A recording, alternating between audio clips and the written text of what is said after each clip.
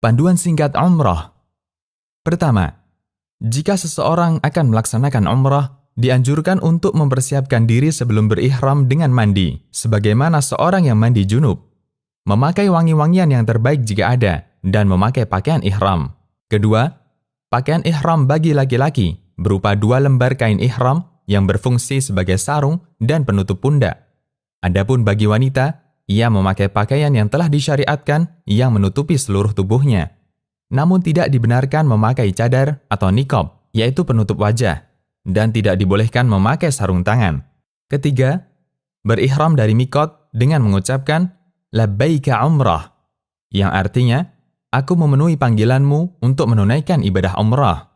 Keempat, jika khawatir tidak dapat menyelesaikan umrah karena sakit atau adanya penghalang lain, maka dibolehkan mengucapkan persyaratan setelah mengucapkan kalimat di atas dengan mengatakan Allahumma mahilli haitsu habastani, yang artinya, ya Allah, tempat tahallulku di mana saja engkau menahanku.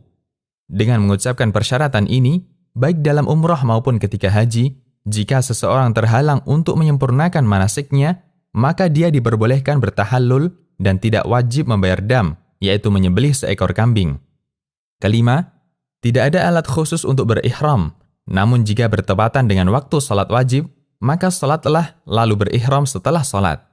Keenam, setelah mengucapkan talbiyah umrah, yaitu pada poin ketiga, dilanjutkan dengan membaca dan memperbanyak talbiyah berikut ini, sambil mengeraskan suara bagi laki-laki dan lirih bagi perempuan hingga tiba di Makkah. Labbaik Allahumma labbaik, labbaik la syarika laka labbaik, innal hamda wan ni'mata laka wal mulk la syarika lak, yang artinya, aku menjawab panggilanmu ya Allah, aku menjawab panggilanmu, aku menjawab panggilanmu, tiada sekutu bagimu, aku menjawab panggilanmu, sesungguhnya segala pujian, kenikmatan, dan kekuasaan hanya milikmu, tiada sekutu bagimu. Ketujuh, jika memungkinkan, seseorang dianjurkan untuk mandi sebelum masuk kota Mekah. Kedelapan, masuk Masjidil Haram dengan mendahulukan kaki kanan sambil membaca doa masuk masjid. Allahumma ftahli abwaba rahmatik, yang artinya, ya Allah, bukakanlah untukku pintu-pintu rahmatmu. Kesembilan, menuju ke Hajar Aswad, lalu menghadapnya sambil membaca Allahu Akbar atau Bismillah, Allahu Akbar, lalu mengusapnya dengan tangan dan menciumnya. Jika tidak memungkinkan untuk menciumnya, maka cukup dengan mengusapnya, lalu mencium tangan yang mengusap Hajar Aswad. Jika tidak memungkinkan untuk mengusapnya, maka cukup dengan memberi isyarat kepadanya dengan tangan, namun tidak mencium tangan yang memberi isyarat. Ini dilakukan pada setiap putaran tawaf. Kesepuluh, kemudian tawaf umrah 7 putaran, dimulai dari Hajar Aswad dan berakhir di Hajar Aswad pula, dan disunahkan berlari-lari kecil pada 3 putaran pertama, dan berjalan biasa pada 4 putaran terakhir. Ke-11, disunahkan pula mengusap rukun Yamani pada setiap putaran tawaf, namun tidak dianjurkan mencium rukun Yamani. Dan apabila tidak memungkinkan untuk mengusapnya, maka tidak perlu memberi isyarat dengan tangan. Ke-12, ketika berada di antara rukun Yamani dan Hajar Aswad, disunahkan membaca Rabbana atina fid dunya hasanah wa fil akhirati hasanah wa qina adzabannar, yang artinya, ya Rabb kami, karuniakanlah pada kami kebaikan di dunia dan kebaikan di akhirat, serta selamatkanlah kami dari siksa neraka. Ke-13, tidak ada zikir atau bacaan tertentu pada waktu tawaf, selain yang disebutkan pada nomor 12. Dan seseorang yang tawaf boleh membaca Al-Quran atau doa dan zikir yang ia suka.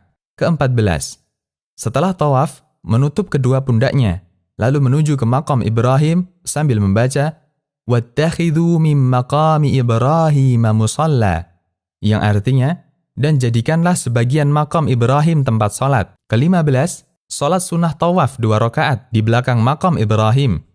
Pada rakaat pertama, setelah membaca surat Al-Fatihah, membaca surat Al-Kafirun. Dan pada rakaat kedua, setelah membaca Al-Fatihah, membaca surat Al-Ikhlas. Ke-16, setelah salat, disunahkan minum air zam-zam dan menyirami kepala dengannya. Ke-17, kembali ke Hajar Aswad, bertakbir, lalu mengusap dan menciumnya jika hal itu memungkinkan, atau mengusapnya atau memberi isyarat kepadanya. Ke-18. Kemudian menuju ke Bukit Safa untuk melaksanakan sa'i umrah, dan jika telah mendekati Safa, membaca, Inna Safa wal Marwata min sya'airillah. Sesungguhnya Safa dan Marwah adalah sebagian dari syiar Allah. Lalu mengucapkan, Nabda'u bima bada'allahu bih. Ke-19. Menaiki Bukit Safa, lalu menghadap ke arah Ka'bah hingga melihatnya, jika hal itu memungkinkan. Kemudian membaca, Allahu Akbar, Allahu Akbar, Allahu Akbar. La ilaha illallah, wahdahu la syarika lah, lahul mulku wa lahul hamdu yuhyi wa yumit, wa huwa ala kulli syai'in qadir. La ilaha illallah wahdah, anjaza wa'dah, wa nasara abdah, wa hazamal ahzaba wahdah. Ke-20, bacaan ini diulang 3 kali dan berdoa di antara pengulangan-pengulangan itu dengan doa apa saja yang dikehendaki. Ke-21, lalu turun dari Safa dan berjalan menuju ke Marwah. Ke-22, disunahkan berlari-lari kecil dengan cepat dan sungguh-sungguh di antara 2 tanda lampu hijau yang berada di Mas'a atau tempat sa'i bagi laki-laki, lalu berjalan biasa menuju Marwah dan menaikinya. Ke-23, setibanya di Marwah, kerjakanlah apa-apa yang dikerjakan di Safa, yaitu menghadap kiblat, bertakbir, membaca zikir pada nomor 19, dan berdoa dengan doa apa saja yang dikehendaki. Perjalanan dari Safa ke Marwah dihitung 1 putaran. Ke-24, kemudian turunlah lalu menuju ke Safa, dengan berjalan di tempat yang ditentukan untuk berjalan, dan berlari bagi laki-laki di tempat yang ditentukan untuk berlari. Lalu naik ke Safa dan lakukan seperti semula.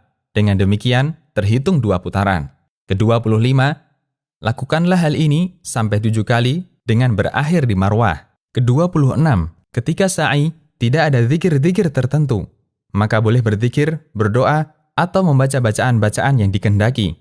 Ke-27, jika membaca doa ini, Allahumma ghfir warham, wa antal a'azzul akram, yang artinya, Ya Rabbku, ampunilah dan rahmatilah aku.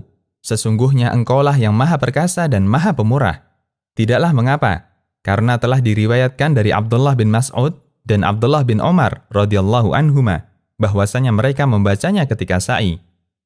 Ke-28, setelah sa'i, maka bertahallul dengan memendekkan seluruh rambut kepala atau mencukur gundul, dan yang mencukur gundul itulah yang lebih afdal. Adapun bagi wanita, cukup dengan memotong rambutnya sepanjang 1 ruas jari. Ke-29, setelah memotong atau mencukur rambut, maka berakhirlah ibadah umrah, dan Anda telah dibolehkan untuk mengerjakan hal-hal yang tadinya dilarang ketika dalam keadaan ihram.